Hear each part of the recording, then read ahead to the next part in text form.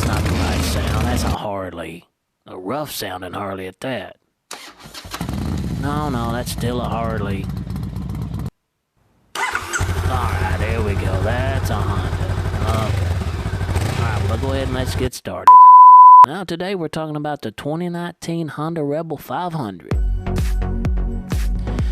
Well, you know, the styling is pretty nice. This 2019 is, you know, it's a new, they started back in 2017 with this new model, or this new body style, and the 500. So it's, I'm really impressed with the color scheme. It's got the flat black on it, so it's really nice.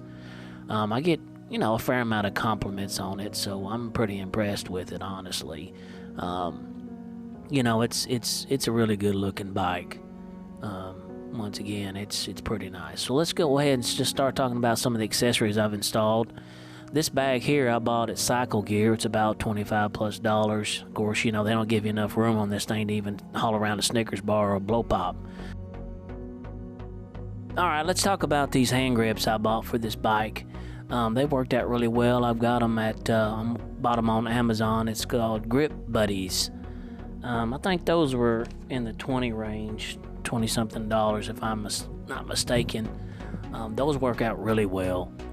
They help with the vibration of the bike, and they're pretty easy to get on, and I'm really happy with the purchase of those. Well, let's talk about this Airhawk 9000 seat cushion. Oh yeah, you're probably all laughing. Look at the grandpa, he's got a grandpa seat. You're not going to be laughing at about 2 hours into your ride when your butt is about to burn up. And I don't mean burning up as in like fire. I'm talking about it's hurting so bad you can't stand it, and it feels like your butt is about to blow up. You're going to want this big fat daddy, Airhawk 9000. Because I'm telling you, you ain't going to be laughing when you're on a group ride and you've already done 2, 3, 4 hours. Oh, I went on a 4-hour group ride one time. My butt was stinging. And I don't care how many breaks you take, it ain't gonna make a difference. Okay? You better take a 2-hour break just to get your butt back in normal shape again. Okay, the next item I bought was this phone holder. I also got it at Cycle Gear. I believe it may have been as much as 40, 50, 60 bucks. It's worked out great. No problems whatsoever. Easy to get on, easy to get off as far as the phone is concerned. Easy to mount on the handlebars. It just works out wonderful. It's an absolute must if you want to have your cell phone up there so you can play music by Bluetooth. I have a Bluetooth system in my helmet, so it works out great in that. And also if you want to use it for your GPS, it works out great for that too. So let's talk about this headlight. A lot of people talk about the headlight, and the headlight's not shining enough, and the people can't see me, and no, not the way your headlight looks. The bulb is junk. I don't have any problems with this headlight, okay? I don't know if they've changed it since other people have talked about this headlight. I could tell that it's an halogen bulb, so, but honestly, the headlight's fine. I keep it on high beam all the time when I ride, day and night. Yeah, and people do flash me occasionally, but at least they can see me. I think it's bright enough for anything. I'm not in a rush to get out and get a new bulb, even though I am interested in getting the LED bulb just to kind of modernize it, and I'm sure it would make it a little bit, you know, the brightness would change a little bit, but as far as everything else, I don't have a problem with the headlight at all. There's nothing wrong with it. And then the headlight, I can't see. I can't see what's going on. People can't see me. No, the headlight is perfectly fine. Okay, let's talk about these springs. The springs on the bike, they're just okay. They're not the best, they're not the worst. I don't think you can adjust them. I've heard other people talk about them. I haven't really tinkered around with them, but I don't think there's any kind of adjustment at all on them. I'm just about 200 pounds. It's okay. It's not the best. It's not the worst. Occasionally they will bottom out if you hit a big pothole or something. But other than that, they're pretty tight. I mean, they're not going to be extremely flexible, but they're sufficient. You know, they basically seem to be the right springs for the right bike. And people always talk, these springs, oh, they're horrible. I don't know why they chose to put these springs on this thing. These springs are not the right ones at all. They just horrible. Okay, the motor here clearly is 500cc. I don't think it's quite 500cc. I think it's like 497, 496, something like that. Anyway, it's a 500 model, okay?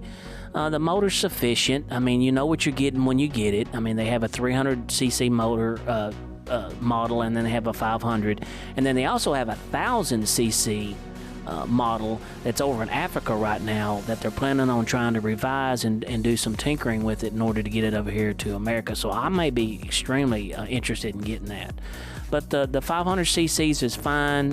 It's a wonderful engine, no problems whatsoever. Of course, I've only put 1,400 miles on it, but it's due its first oil change, and I still got to do that. But as far as everything else is concerned, the motor's fine. I mean, it's going to start up for you every time. You're not going to have any problems with it. Of course, it's got the radiator here, air cooled, so I don't have any problems with it whatsoever. Easy to get access to your oil components and your oil filter and things of that nature. So it works out great. There's no problems with that whatsoever. I'm really happy about it.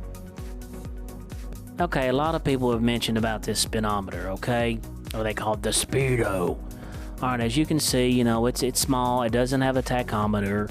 It shows what you need to know. It's got a fuel gauge on it. It shows your you have a trip gauge on it that you can cycle through. It has got a clock on it. It shows you if your oil is off. You know, it shows if you're in neutral, high beam, low beam. You know, you have hazard lights. It's going to show you if you turn your signals on. So it's bright enough to see in the middle of the day, and it's definitely bright enough to see at night. No problems with it whatsoever. It's pretty easy to scroll through the options to change the different brightness and your clock settings, so no problems with it whatsoever. I mean, yeah, occasionally you would like to be able to see what your motor's doing with a tachometer, because this motor seems to be even the gear, when you're going through your gears, it's so wound tight. I mean, it seems like you're just winding it out, you know, and especially when you get in the sixth gear and you're in 70, 80 miles an hour, it feels like you're about to blow the engine up. It's running so high on the RPM. So I am really curious to see what the engine is actually doing during those periods of times. I would love to be able to see what RPMs the motor's running. But you know, you don't have it, so you know what you get when you get it anyway, so I wouldn't gripe about it. So a lot of people also talk about the disc brakes. It only has one disc. It ain't enough. It's not sufficient.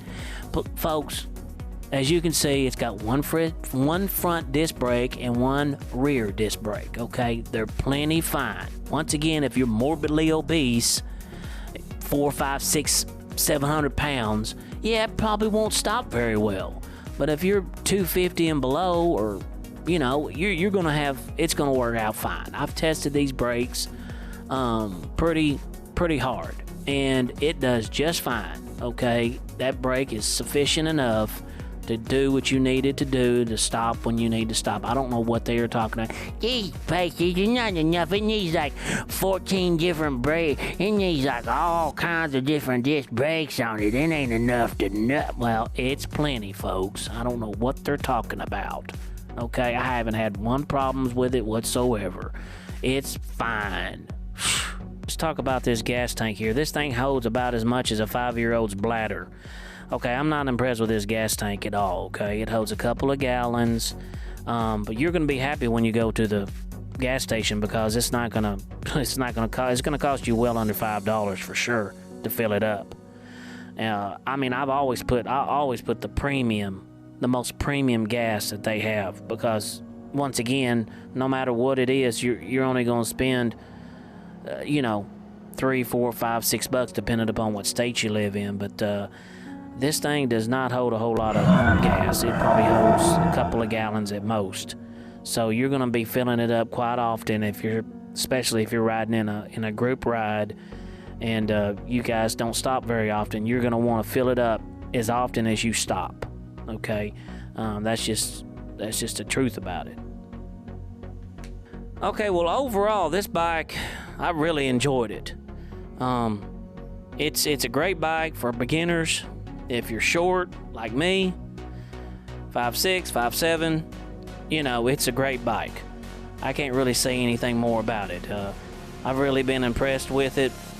I haven't had a lot to do to add on to it, so you've seen the things that I've added to it, and very comfortable with it. So anyway, if you guys want to hear more, or if you want to have questions or comments, just leave that and I'll try to get back to you if I can. And I appreciate everything, and we'll be talking to you later.